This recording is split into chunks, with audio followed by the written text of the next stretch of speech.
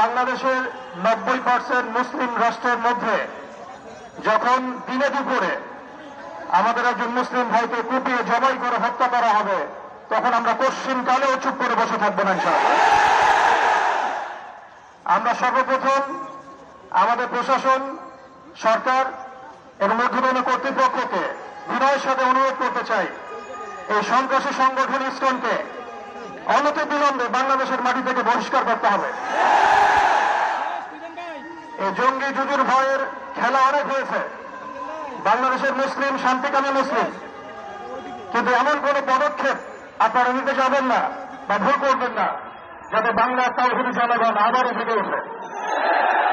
আমরা আল্লাহর কসম করে বলছি, যদি বাংলাদেশের তাওহীদি জনগণ একটাবার জেগে ওঠে, এর আগের মানুষ যাতে পালানোর পথ পেয়েছে, আপনারা কিন্তু পালানোর পথে পাবেন না ইনশাআল্লাহ।